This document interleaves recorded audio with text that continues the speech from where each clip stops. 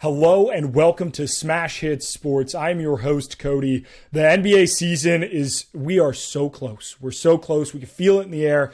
And I have Jacob Dunn on to give us his NBA preview, the best bets. Jacob is a fantasy analyst for Triple Play Fantasy and RotoWire. He is one of my favorite follows for basketball content. I will link his socials below, but you can see him on the screen. Jacob, welcome to the show, my man. I am so glad you're able to hop on with us. Cody, thank you so much for having me on, man. I'm so happy that we were able to connect and talk NBA with the best bets and fantasy, dude. I am super pumped to join you on the show. So I talked about your socials, and they'll be on the screen, but what content are you working on right now? Where can the people find you? Yeah, so you can find all of my content on Twitter at Ain't Done Yet, and Done is spelled D-U-N-N-E. And also you can find it on the Triple Play Fantasy YouTube channel, where during the NBA season we're going to have a weekly fantasy basketball waiver wire show that we'll post every Saturday. So be sure to be on the lookout for that. Awesome. I can't wait. Triple Play Fantasy, for those of you who don't know, and you should because they're an incredible site, they do fantasy for all three, major fantasy sports: fantasy football, fantasy basketball, fantasy baseball. They are one of my go-tos, and I really appreciate the people over there. Yourself included, Jacob. So I'm glad you could give us the insight in today's show. But we gotta start with some of the off-season news that kind of has shaken the NBA. And first is Ime Udoka missing the entire season for his affair, fiasco, whatever you want to call it. But at the end of the day, that's not what we're here to talk about. We want to talk about the impact. Obviously, he's a good coach, right? I mean, led the Celtics to the finals last year. How do we view his impact missing the season? How does that impact Celtics players? How does that feel, or how do you feel that impacts the team as a whole? Yeah, it's a terrible loss. I think we can both agree. We can all agree. He is a fantastic coach. With him not there, I think the morale goes down a bit. But that Boston Celtics team is so extremely talented that I think they can rally and still either go to the Eastern Conference Finals or the NBA Finals. I think they can make it deep still without Ime Udoka, just because they have some veterans on that team, like Malcolm Brogdon just came over. He's, Al Horford. I think that those guys can lead this team on top of Jason Tatum and Jaylen Brown. I think that the Celtics will be fine. I think they will definitely miss Udoka's passion and fire because he is a fantastic coach, but I think the Celtics will be fine. And I'm high on the Celtics, but I don't think I'm as high as a lot of people. They're currently, and we'll talk about NBA championship markets here when we get to betting, but they're currently the favorites to win the NBA title, which was kind of shocking to me. They're a good team. They're, a great team even, but I don't know if I would put them as my favorites. It just seems a little. I wouldn't either. I'd put them down at the 3 to the 4 seed. I'll talk later, but I really think it's going to be the Bucks and the 76ers on top in the East, and then everyone else. But the Celtics are a close 3. I like that. I think that's a really honestly, though, the top of the East is kind of in the same stratosphere. There isn't a clear cut, step above. Right. But there are a lot of great teams at the top of the East there. We got to take it over the West, right? I love my coworkers. We disagree from time to time. Never enough to punch him in the face, though. Never. Draymond, the drama there has been a little ridiculous, but at the same time, the Warriors are coming off an NBA championship. They're still riding high. Does the Draymond drama affect how you view this Warriors team at all? I think this team is just so full of veterans. Like I talked to, like I said earlier about the Boston Celtics having those veteran guys, I think that the Warriors are just a team full of veterans, and I think that they can get over this quick.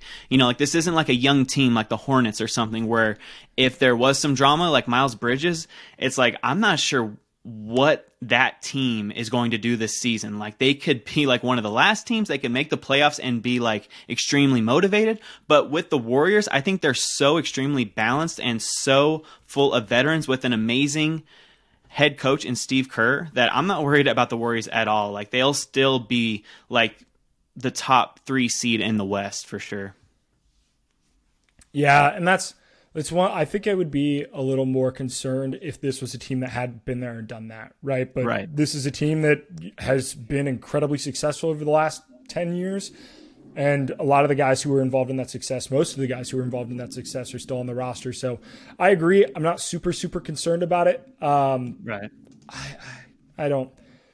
I feel like this is something that happens a lot more frequently, or at least maybe not, sucker punching a guy in the face, but like physical altercations happen in practice. Yes. Like the NBA is a long season. It's a physical sport. These are some of the most competitive athletes in the world. There are going to be disputes. Shit happens. This one happened to get out on TMZ. I think that's why it's a big deal, but disputes happen amongst teams, amongst any Exactly. team, It's because the public saw it, which is why everyone's making a big deal. But I mean, like in the heat of the moment in practice, I'm sure that you've played sports, Cody. I've played sports. Yeah. Like you get heated in practice. You are at your all time, like your like testosterone is like at like level 100. And so like if something happens like that and someone is chirping and you're having a bad week like Draymond said that he was, like tempers flare and you go off. I am not condoning what he did, but this is a Warriors team that can look past it and get through it together. Like no one's being traded. They're saying like, "Ooh, is it going to be Jordan Poole or Draymond Green traded?" No one's getting traded. Yeah, that is such an overreaction, and the NBA is an overreaction league, especially in the offseason. Is that like, there is no bigger like whoa big offseason than what happens in the NBA. But that being said, I think this is a little like this team has championship aspirations. They are not going to trade one of the pillars of that team because they got in a dispute. So exactly, I'm not worried about it. Actually, one more team I want to talk about before we get into it. I didn't put this on the show sheet, but the Brooklyn Nets. There was a lot of drama in the offseason about Kyrie and Kevin Durant and whether or not they won out. And then you have, the whole Ben Simmons ordeal, which is an ordeal in and of itself. Mm-hmm. But it all really didn't culminate to anything. They're all still on the roster. It all still looks like they're ready to play basketball once, the season tips off. How do you view this Nets team? Are they legitimate threats to make a run in the East? So I saw they were like first or second in the odds to win the whole thing. And I think that is just crazy to me. Like that team is super talented. I mean, you have KD, you have Kyrie, and you have Ben Simmons, who you hope can return to where he was a few years ago for sure. But that's even a question mark. Kyrie Irving is even a question mark. You don't know what he's going to do day to day. And then there's KD, who is uber talented, but he is still struggling with that Achilles injury. So I'm just saying, like, I don't fully trust the Nets if they are at full strength and you can guarantee me that they're going to play every single game, then I would pick them to win the championship. I just can't trust them. I can't trust them with my money to bet on them. So where I think they'll be a top 5 seed, probably around like the 4th or 5th seed, I think they'll get bounced in the second round by a much deeper and more well-coached team like the Sixers or the Bucks or one of those teams like the Celtics. Yeah, and that's something that you were right. They currently have the 3rd best odds. At plus 700, they're tied with the Clippers. Wow. I can't trust. They need, if everything falls into line, I agree 100% that they have all the tools. The problem is what are the chances that all of those ducks line up? And I just don't think that's going to be the case. It's so hard in the NBA to win a championship, and for like the Bucks, it's hey, can everybody stay healthy? Can we, play with? They didn't have Chris Middleton last year, and if they are healthy, they are absolutely threats. The Sixers, if James Harden is healthy and Embiid is healthy in that playoffs, I don't know if there's a better duo in basketball. Absolutely. For the Nets, man, I don't know. They need a lot more than just health to go right for them. Yes. And I don't love them there. Same. But let's get into our bets. You when we were texting before this, you were excited, have a couple best bets for the people. And I'm excited because I need to feel something before this NBA season. I need to know where to put my money. Jacob, what do we got for us? All right, so my best bet, my favorite bet, I really like the most improved player award here. And I think that it's going to go to Tyler Hero. He just got paid like $130 million. All right, and I think he's hungry and he's out to prove that he is healthy because he was derailed by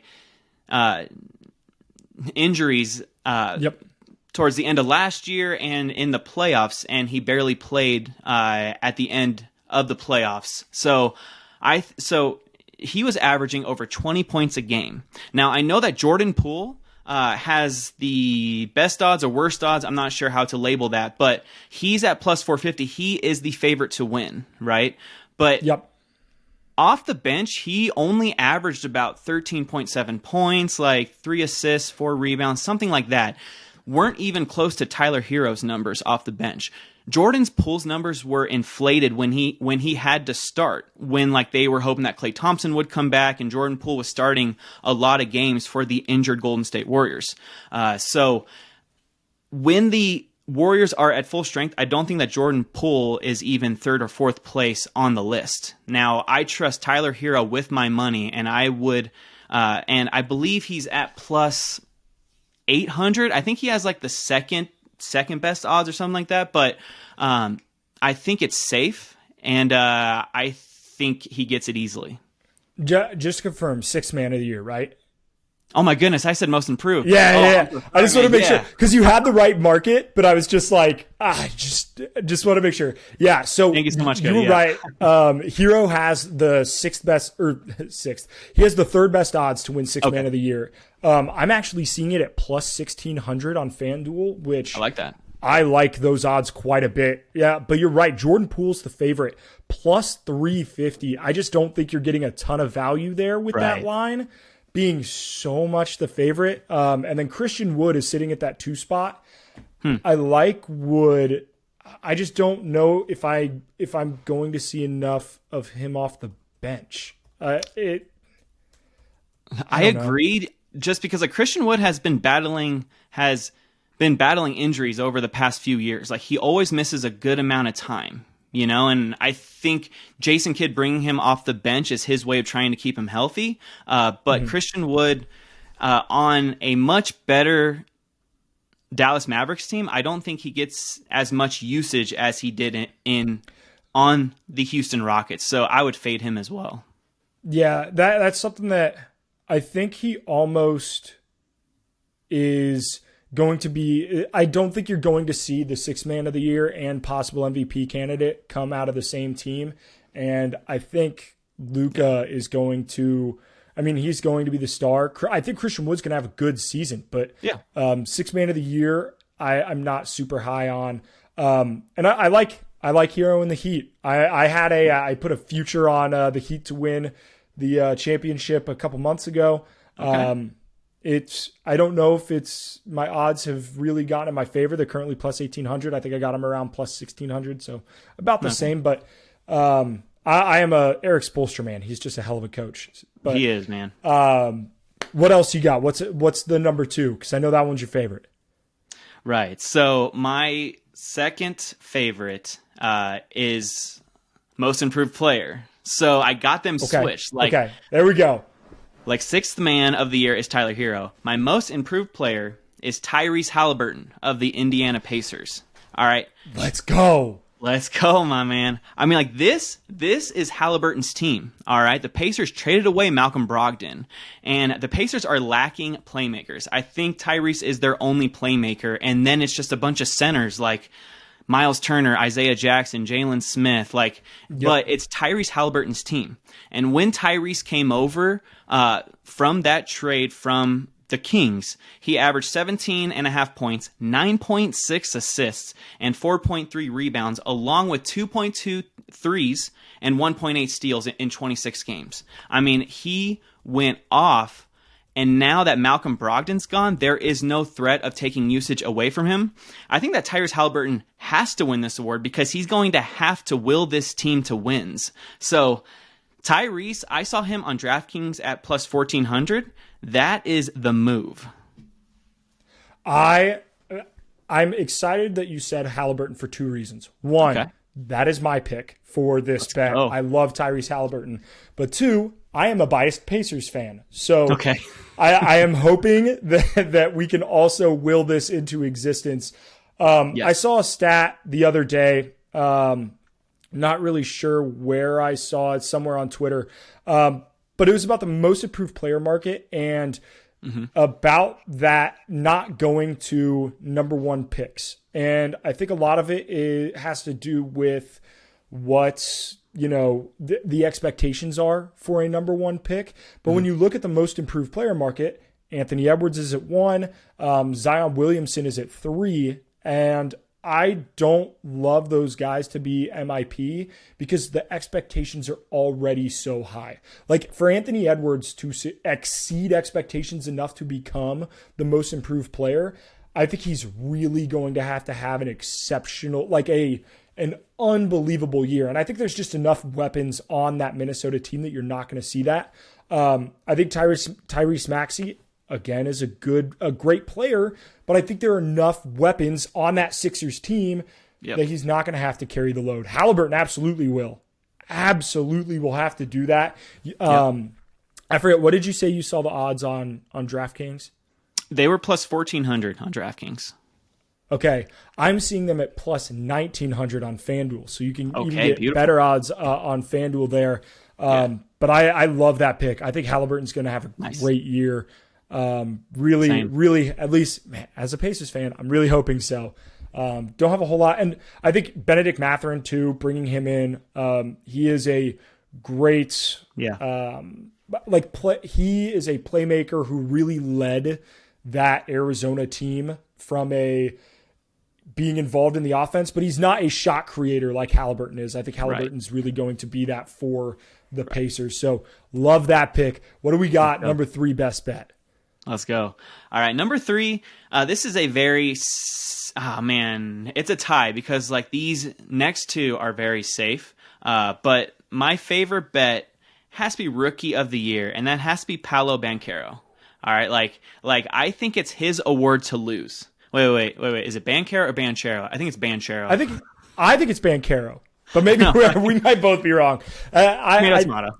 Yeah, but so I would love to pick a dark horse, an underdog, like a Keegan Murray or a Jaden Ivey or even a Benedict Mathurin. All right, so I like him a lot. I just don't know how much he'll be used by the Pacers early in the season. I think he'll be more unleashed later when Paolo already has it locked up because he's the only option that the Magic have. He is going to be their go-to scorer. Paolo, I don't see anyone really challenging him for this award, and the only one that I could see doing it is Keegan Murray if he was starting, but he's not starting. So I think it's Paolo's award to lose. And I don't think the odds were great. I think I saw it at plus 425. I'm not sure what you're seeing, but if you want a very safe bet, I think that's one of your safer bets.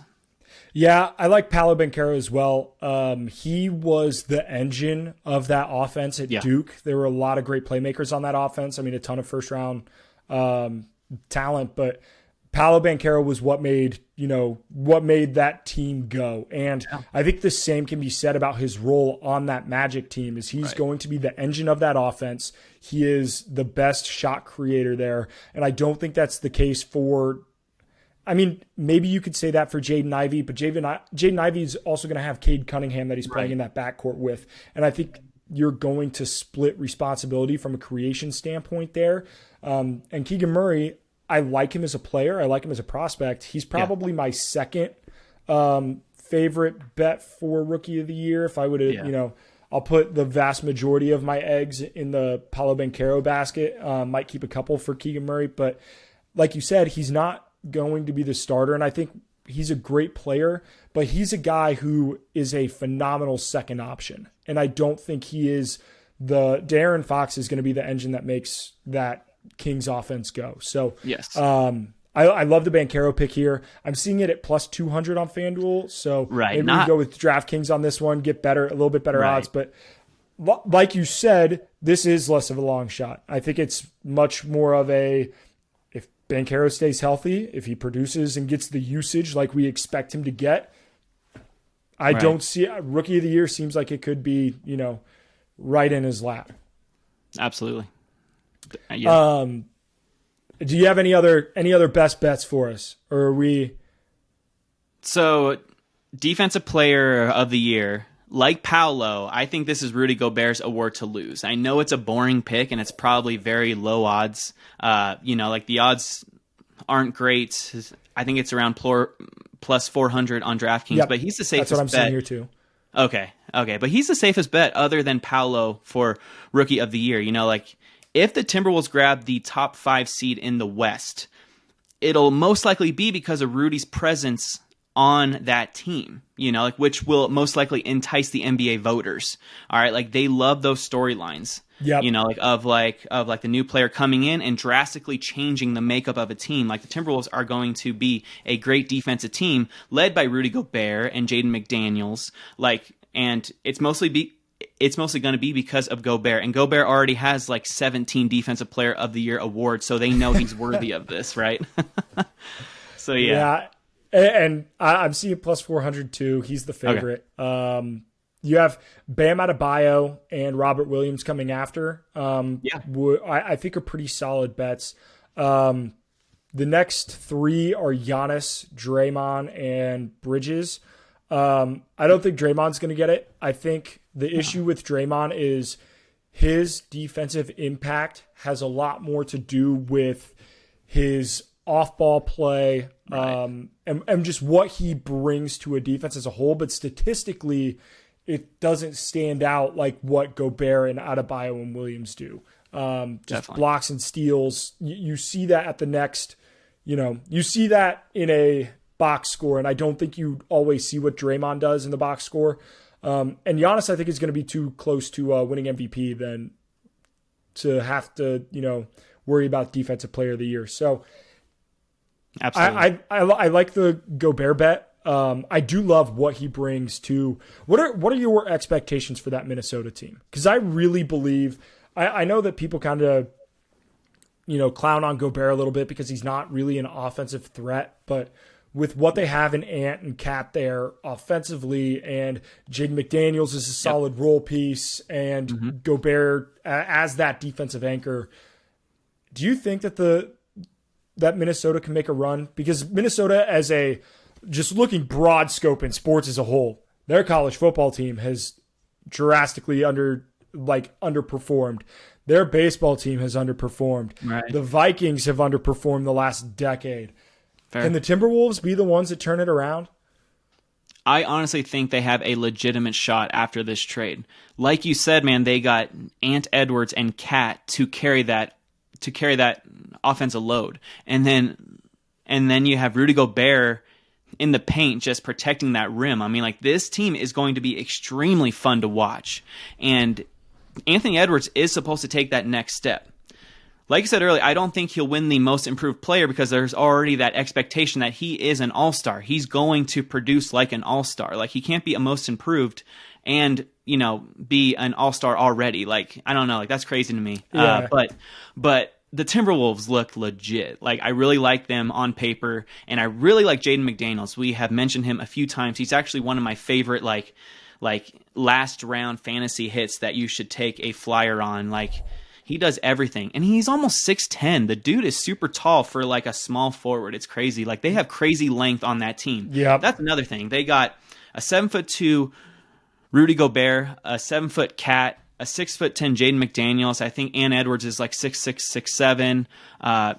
That team is stacked, man. They are long. So they're going to give team fits, especially in the playoffs. And so I really like the Wolves. I think they get 4th or 5th seed in the West, and I think they can make some noise. Okay, you're going to – you won't believe me on this, The Lakers have better odds to win the Western Conference than the Minnesota Timberwolves. I do believe you just because of the King James factor, right? You know, like King James is there and Anthony Davis is healthy right now. Well, So, yeah, but will he be healthy the rest of the season? That's something that I was shocked when looking at some of these odds is the odds to win the conference do not reflect the odds to make the playoffs. right. So the odds to make the playoffs in the West, the Timberwolves are minus 340. The Lakers are minus 245, which means the Wolves have better odds to make the playoffs than the Lakers, but the Lakers have a better odd to win the West than the Timberwolves, which is kind of surprising to me. But I guess so that's under weird. the assumption it's LeBron, that, man. That's it. hey, zero dark 30 LeBron is just different. So it is what it is. The only major award that we haven't really talked about is MVP. Right. And the favorite is Luka, followed by Giannis and Embiid are tied for second and third. And then you have Jokic and Durant tied fourth, fifth. How do you see this MVP race going? Is it Luka? It seems it's almost as if it's Luka's to lose, although I don't believe MVP is too competitive an award for it to be someone's to lose. Right. Right. Exactly. Do you like Luka? Who's your, if you had to sprinkle some pizza money on MVP, Yeah. who do you like? Thank you, because this is the award that I'm least confident on, because anyone from that list can just rise up and take it. And it's never a sure thing, even in the middle of the season. Like Joel Embiid was a lock to win it all season, right? Yep. So Jokic has won the award 2 years straight. All right. So I don't see him three-peating. All right. Luka Doncic and Joel Embiid are getting all the buzz, as well as Giannis and Durant and all those names that you said. But I think that Jason Tatum has an excellent shot and argument for MVP. All right, and I know that the odds are really good on that, which is why I would be willing to sprinkle some pizza money, like you said. Tatum's coming off a stellar year where he averaged a career-high 26.9 points, 8 rebounds, 4.4 dimes, and 3.3 threes over 76 games. All right, he only missed 6 games. Tatum is a lock for 75-plus games, barring injury, and I think he competes all season for the 1 and 2 seed. All right, and not to mention, like we said earlier, he's dealing with all that drama around Coach Ime Udoka. So if he can will this team to a top 3 seed while increasing his stats across the board, I think he has a realistic shot at MVP, and I love the odds. It was around like plus 1,200 on DraftKings. I'm not sure if it's better on FanDuel. Yeah, I'm seeing plus 1,300 on FanDuel, so right around the same ballpark. Him and Ja Morant are tied. Okay. I know it's a dark horse, man. I'm not extremely confident, but I just think with the narrative around all the drama in Boston, I think that Tatum has a shot. I don't hate that. I really don't. I'm not as high on Tatum. This will probably be an award that I kind of I'll just sprinkle money on some dark horse guys. Yeah. I don't love the favorites, especially at the value you're getting there. Maybe I don't want to bet on Embiid because he can't stay healthy, but right. Jokic and Antetokounmpo have been so dominant the last several years that I don't think it's going to be them just because of voter fatigue. Sure. I have to ask, because I would not be doing my due diligence. And if I want my podcast to do numbers, we have to talk about LeBron just so I can put can LeBron win MVP in the tags. Love it. His odds are plus 2,700. Okay. He would have been, so right now the oldest MVP in league history is Kareem, who is 38 years, 54 days old when he won the award. Okay. LeBron would be older if he won the award this year. Do we think that LeBron James has a shot to win NBA MVP? Or are we more focused on titles and less about individual awards this season? I think that the NBA, at least the NBA voters, have LeBron fatigue, where even if he has a stellar, amazing season, they want to give it to someone else, someone new, someone who sparks up controversy maybe. Like they've given it to Jokic 2 times, and that has sparked so much divisiveness amongst like the NBA community, but it's brought the NBA into so many people's mouths to be like, Jokic has won 2 times, yet the Nuggets didn't do anything in the playoffs, stuff like that. I don't think that LeBron... So he has a shot, of course, because he's going to put gaudy numbers. He's old. That's a nice storyline. Like, the NBA loves storylines. Yeah. I just think that the other guys that you mentioned, like Luka Doncic and Embiid and Kevin Durant, those guys have a better shot. But, yes, LeBron has a shot. I just think... unless his whole team goes down and he's the only one there and they still have a top 6 seed, I don't think he's got a shot like ahead of all those guys. Yeah, that my issue with LeBron isn't really with LeBron himself, it's the rest of that team, right? Because I think you have to have a competitive team if you're going to win NBA MVP. That's just how it is. If you are the most valuable player, your team needs to be winning games. Right. I don't think that the Lakers have a chance or are positioned to be a top 4 team in the West. I agree.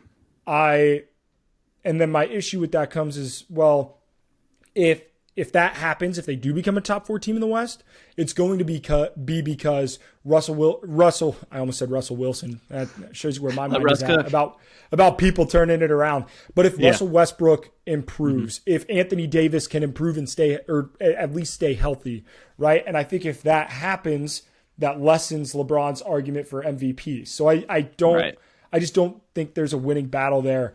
One bet that I will absolutely be sprinkling on is Kawhi Leonard to win the MVP at plus 2,700. I understand odds. That he hasn't played basketball in 2 years. I get it. But just based on value, you are getting, right now the Clippers are the favorites to win the West. So if you are getting, well, I take that back. The Clippers and Warriors are pretty much neck and neck to win the West.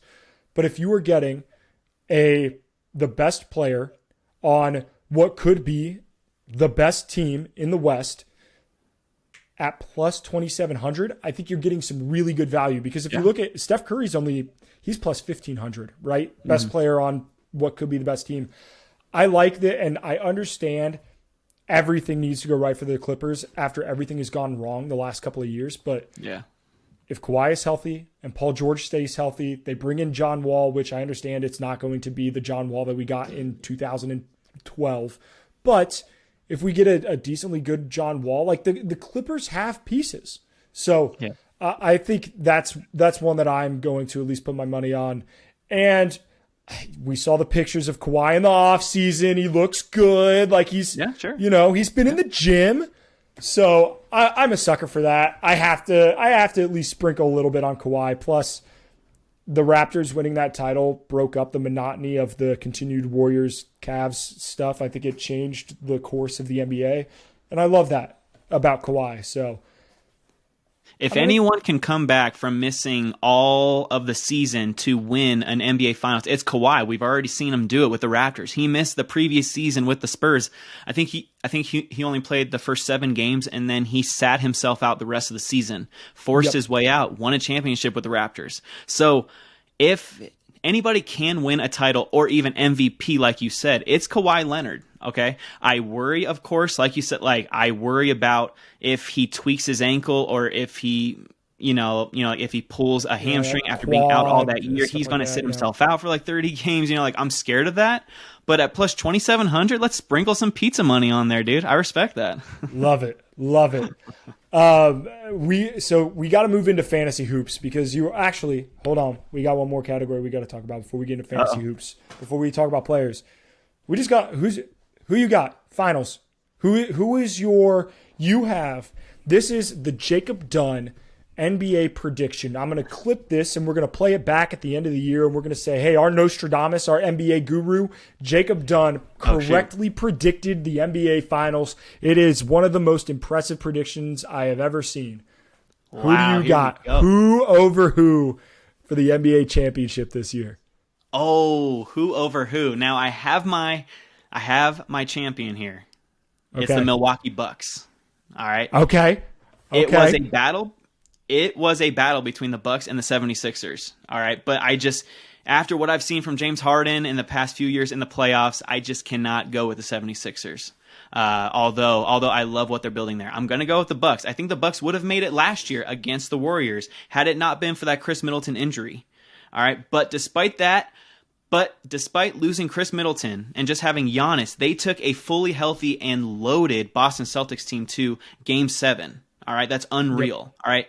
A fully healthy Bucks squad led by Giannis, Middleton, and Drew Holiday with Bobby Portis, Brooke Lopez, Grayson Allen, and even Joe Ingles is going to help that veteran leadership off the bench. This Milwaukee team has the talent and veteran leadership to carry them to another title. Now, as far as the West goes, it's like a coin flip between the Warriors and Clippers for me, because I also believe that the Clippers are going to make a nice run in the playoffs, where that's what the odds are saying too, and that's what you're saying as well, maybe. We'll see, but I'm going to go with the Warriors. Just stay a little bit boring and have like the Bucks and the Warriors, with the Bucks winning. I love that. I love that. Right. I'm you alluded to it. You got my winner. I'm going with the Clippers. Let's go. I think there's going to be so many narratives. Whose LA is this, right? Who owns LA? I like the Clippers this season. I think they're going to have a bounce back year. I like Paul George. Growing up a Pacers fan, I think he did us a little dirty at the end there, but he gave me a lot of great basketball memories. Right on. Absolutely. So this is going to be a little bit of a biased take, but I'm going to take the Clippers, and I'm going to take them over the Philadelphia 76ers. I think they finally get over that Eastern Conference Finals hump. I think that they have, brought everything together with Maxey and Harden and Embiid. You give Harden a full season to work with that squad. I understand he's coming into the camp in the best shape of his life, but any shape is better than what he was last year. So at least we have that going for him. I don't think we're going to see a Rockets James Harden, but I don't think we need to see a Rockets James Harden. So same. I'm going to take the Clippers over 76ers, what should be an all-time matchup. Kawhi against James Harden. You're going to see Paul George. Joel Embiid is going to put up some ridiculous numbers, but give me the Clippers in this one. I'll tell you right now, Cody, I would love that matchup, because I'm not sure if the Clippers have ever made it to the finals. And no. I'm not sure the 76ers have. Wait, maybe with Dr. J. They made it to the finals with AI against Kobe. Yes, but got swept. So, you know, it would be like a nice little comeback for the Sixers. Yeah. But a 76ers and Clippers just sounds sick. A Kawhi versus Harden versus Embiid versus Paul George, that would be super sick. So Philly and LA, it'll be right. So I can't wait to be so right. While I'm going with the Bucks and the Warriors, I feel like that's kind of a safe pick. Your pick is very hot take-ish, but it definitely could happen, and I'm all for it. I just want it to be fun, man. I want it to be fun, and that is my dream matchup. And I think I really do believe that it can happen. I like to, I don't love being a hot take guy, but hot takes happen every year. The Bengals made it to the Super Bowl. If that can happen, anything can happen. Yes, sir. Yes, sir. I love it. But we got to get to the fantasy side of things, because you are a absolute guru when it comes to that. I play fantasy hoops. I am not nearly as good at it as I am as fantasy football. So I'm going to learn today. I need to learn. And we're going to start with who is at ADP. Who's your favorite target in fantasy basketball drafts this season? All right, so I love, and I have already talked about him, I love Jason Tatum. Okay. Jason Tatum is first, and then I love Tyrese Halliburton second. But I'm going to talk about Tatum first. Tatum, like I said earlier, he is an Iron Man. He doesn't miss games, and he's elite. All right, I will take Tatum over Kevin Durant, LeBron James, Steph Curry, just because I know that Tatum's not going to take those maintenance days, right? And he's still elite. So I'm taking Tatum as early as the 104.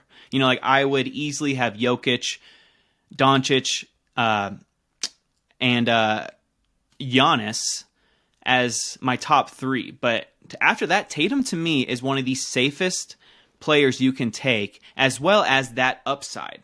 All right. So I love Tatum and I love Halliburton at his ADP. I know that we have talked about him ad nauseum, but hey, you love the Pacers. I love Halliburton, so I can talk about him all day. Halliburton has all the opportunity in the world to be a top 10 fantasy player. All right. And his ADP is currently like late first round, early second, which I would love to grab him back to back. Like my favorite back to back pick in points leagues, where it's kind of like fantasy football where you just accumulate fantasy points instead of like those categories. In points leagues, I want to take Halliburton and John Morant at the 12 and 13. Like I would be in heaven. Like that would be the perfect start to my draft because those dudes are young. They're, they are freaking hungry. Like I want those dogs on my fantasy team. But if I have an earlier pick, let's say 104 through 108, I'm looking for Tatum because he's gone as early as the 104 I've seen, and he's gone as late as the 110. So wow, Tatum is that guy that safe guy with a very high ceiling who isn't going to miss games, and that's what you want in fantasy, especially in points leagues. I love that, and like you're saying, if you could get now, what are the odds you could get both? That'd be crazy if you somehow got Tatum at the 110. I think in a lot of leagues he's not going to fall that far. Jason Tatum is damn good, and in fantasy you have to build a roster that is in parts that you want the ceilings to be high. You want the ceilings to be high because that's how you win in championships. But at the same time, it's a weekly, not as weekly as like, how football you have to win each and every week, but it's a long season and you need guys who are dependable, high floor guys. Jason Tatum giving you both of that. And we already know our love for Halliburton. So I'm glad we were able to talk about him again. Yes, sir. But speaking of building rosters, right, I like to have a little bit of high ceiling, low floor. When you go into your draft, what is your plan? How do you try to build your roster? Are there certain positions that you value above others? Because we know, in NFL drafts, people are like, oh, let's do, the zero RB method or hero RB method where they try to do all running backs. Do you try to target certain positions early because there isn't a ton of depth? What do you look at when you go into these drafts? So I go hero big man, So I really tried to build my 9-cat teams around those big men who give me elite points, rebounds, field goal percentage, and blocks, who also have decent free throw percentage. All right, like a lot of big men don't shoot free throws well, so you want to lock up those elite big men who at least shoot 75% from the free throw line. All right, and that's what makes Jokic so freaking valuable is that he has no holes in his fantasy game. He contributes everywhere across the board. Okay, so but not everyone's going to have the 101. So I tried to build around big men who are dependable. And then once I have my first 3 to 4 picks with like high floor players, then I go for upside. I take those swings. All right. I would take a swing as early as a 3rd round on Zion just because if he was perfectly healthy with no question marks, he would go in the high 2nd round.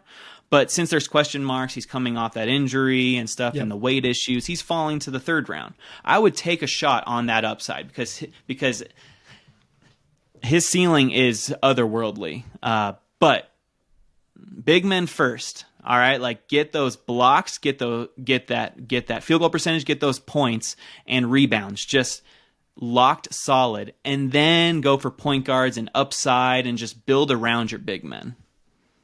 Okay, so building off of that, is Jokic your 101? Because I have it on here. Seems like Jonathan Taylor was kind of a synonymous 101 in fantasy football drafts this year. Is Jokic going to be like, hey, this is a kind of set it and forget it? We're looking on to the rest of our draft after that first pick.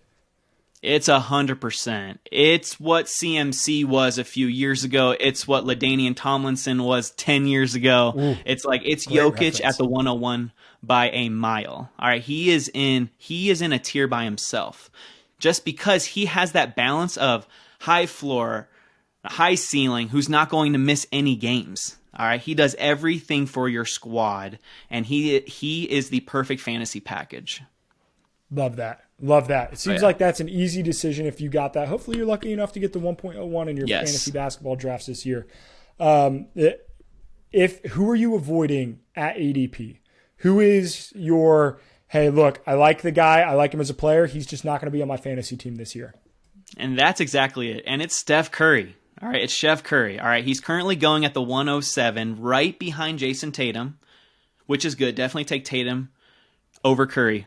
But look, like you said, this is no knock on how elite of a player that Steph Curry is. I just think that Golden State has so many good players on their team and bench that they can now afford to give him maintenance days off, which is like the new trend in the NBA, to give your older veterans days off. All right, and I personally need a guy who I know won't rest randomly because of old age. So that's why I kind of wean off the older players in the first and second round, because I want the younger studs who have that ceiling but also have a safe floor, who I know are going to play games, which I don't know if Steph Curry, I know that Steph Curry is a 3-point cheat code, but I just can't handle him just missing days randomly, at least for my first round pick. I'm fading Steph Curry at the 107.